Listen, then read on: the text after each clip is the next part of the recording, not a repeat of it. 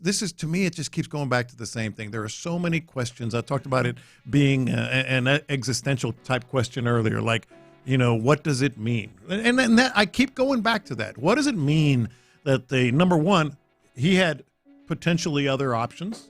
We have to suspect he did. We don't even have to suspect. Yeah. Diane Racina was reporting that there were other offers that were more lucrative. And so yet he is here, or trying to be here. They drafted a running back and have Dameon Pierce. That running back being Woody Marks, who our guy John Harris is very, very fond of. How do I know that? Because he made this sound. Oh, okay. So that's right. So from Chubb's perspective, I had options. I want to go to the Texans. From the Texans' perspective, we have Joe Mixon. We still want Nick Chubb to be here. So the what does it mean is, to me, very, very pivotal. It could mean any number of things. I keep going back to they have to feel pretty good about him health-wise, and they're going to confirm it today. Sure. As we all know. And also how he's going to fit, number one, with this offense, and number two, in probably what will end up being a direct competition with Dameon Pierce. I mean, direct or indirect, that feels like where it falls. I mean, it would be wild for you to, not keep Woody Marks on your roster. Mm-hmm. Not just after drafting him, was that 4th round? You traded future capital for him. Yeah. Like, I'm not saying that was ever a possibility, but I mean, even if you stopped for a moment to try and think about it, you can't. Yeah. Right. So he's on the team. Right. I think that's unless he's just awful. Which again, then you have probably on the team. Real questions. Real questions as to how that happens. Right. Yeah. Dario Gumbawale is a very interesting proposition here because, as you mentioned, one of the things, especially when you get to, and we'll talk about it again because it's part of the conversation every year when you're building a 53-man roster, when you get to the lower portions of any part of the depth chart, are you participating in special teams? Yeah. And Dare is a huge special team guy, right? Like, he participates on top, like all the way down to, remember, he could be a backup kicker, like all of that. Plus, I mean, pass blocker, like that's one of the things we've talked about a lot is his pass blocking acumen. Maybe does that become, obsolete by any means because of Nick Chubb? I don't know. We can have that conversation as well. But then you look around and you ultimately make your way right back around to Dameon Pierce, a dude who had a resurgence, and a dude who, if I'm going to be completely honest, I think has more of an opportunity for explosion than Nick Chubb does right now. That's hard to say depending on his health, on Chubb's health, because the guy was an explosive player, yards after contact guy, all that, very explosive player himself. But I see where you're coming from on that just because of and for those who don't know, he had a complete blowout knee in 2023 and had a broken foot last year. So that's the issue. But if he's healthy, I said this earlier, and I still feel this way. I feel like Dario Gumbawale might be in a more, at least going into camp, in a more secure spot than Dameon Pierce. Just because of the special teams, because of the pass blocking, because they love him, and he can do so much. And when we say special teams, we mean all special teams. He's not just, in one particular set. So, but that doesn't mean he's not going to be in danger of losing his job, but they love him. Competition. They love him. Competition. He's in a good spot. Yeah. Woo! Competition. All right, so I know that we've seen some people text in and ask, does this at all give you, concerns about CJ's shoulder? Because it feels like they're, trying to lean even more on the run. Could that maybe be some level of a statement on the shoulder of your quarterback? I don't take it that way. However, we did not ask this question, which we probably should have. Remember Joe Mixon was in that walking boot at a point? Like, does this give you any level of feeling on Joe Mixon, who, had that ankle injury? Does that at all make you think what's happening there? Could this be some level of insurance on that front? Well, just to be clear, I'm not overly concerned about either of those. Leaning more toward the Joe Mixon thing than C.J. Stroud's shoulder. I don't know if you would or not, but maybe they just need that extra body in camp because they're going to maybe take it easy with Mixon. Yeah, I mean that's also a possibility of it. I could it be that simple? Like, I feel like you don't make this move for something that simple, right? That I don't think you do either. But that's why I keep going. What does this all mean? Yeah. Because this is bizarre. You've got you're not going to keep more than 4 running backs. I wouldn't suspect, especially if you have fullbacks. And that type of thing. British Brooks is kind of leaning toward fullback. It seems like, and to bring in Nick Chubb and for him to choose you, is very key to me. Yeah, I think that's also a fun point of it is the idea of him choosing to be in Houston. And this isn't necessarily, not to discredit by any means, like what this offense can be or will be, but this isn't, choosing to play on the Texans defense. This isn't that. Like, this offense, they do have some questions that are worth answering. And Nick Chubb is a dude that, I mean, despite the injuries as we've discussed, he has some suitors. He has some opportunities to go various places. It seems like, at least at the point where you're at, he has chosen Houston.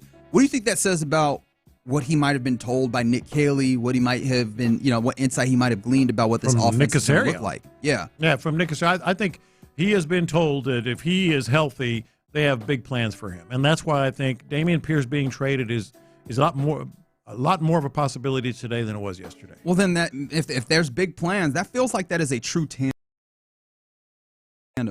Makes sense. No, I mean, maybe more carries, but not a true tandem. Maybe he told them, "Hey, if you healthy, we splitting this. It's gonna be." You're with Reggie. You think it could be like that? A split? I think so.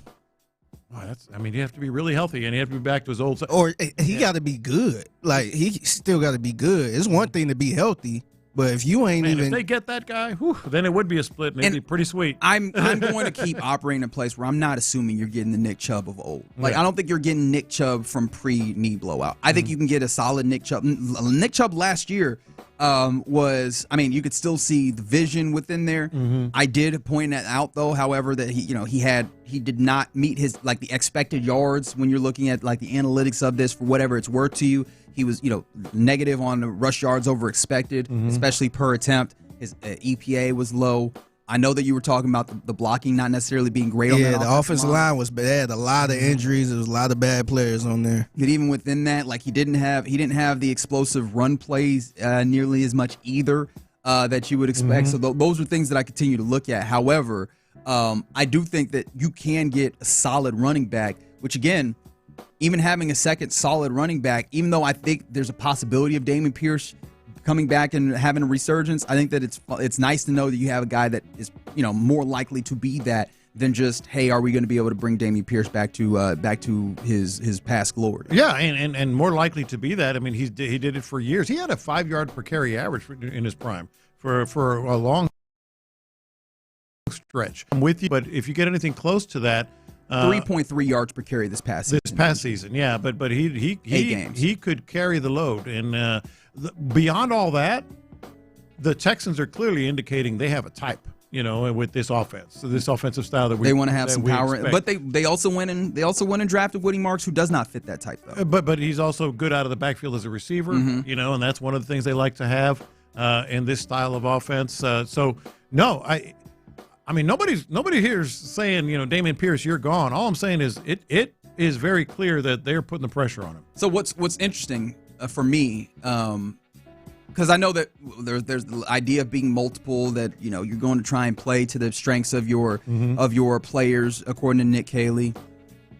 If you're trying to extrapolate, you can easily get yourself to a place where you go, there are two competing ideas here where you look at the wide receiving core, and at the very least, you could look at 4 guys that you go, I'm interested in seeing all these guys kind of go as pass catchers. Well, I guess pass catchers probably get to 5, 6, or what have you, including tight end type dudes. Yeah. But Nico Collins, Christian Kirk, obviously you add in Higgins and Knoll, the law firm of Higgins and Knoll. Yeah. And then whatever else you want to add there wide receiver wise, like all these wide receivers, all these guys to get the ball to. But then also you look at running backs, and like you kind of have a group of running backs that you kind of think that, hey, run. Which of those feels more compelling for you? Because again, the likelihood is that trying to find a way to balance all these things, which I think also comes back to the idea that Nick Chubb, it's a little bit more difficult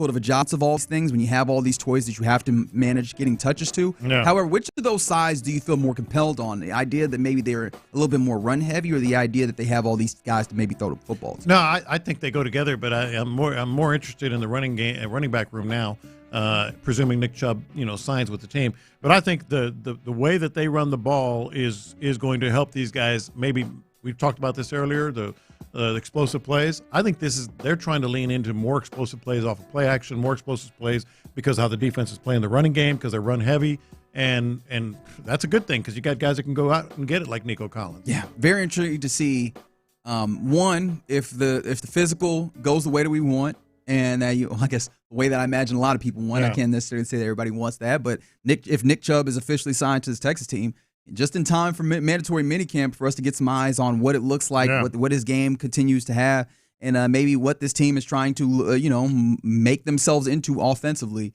for the 2025 football season. And yes, I see all y'all in the YouTube chat mentioning this segment has contained us saying Woody, DP, Chubb, John. I get it. It's all in there. All those words, all those names, very much accurate. You'll hear a lot more of that. Okay, so a lot more of that with your Houston Texans this season. Get yourself ready. Maybe get your mind right.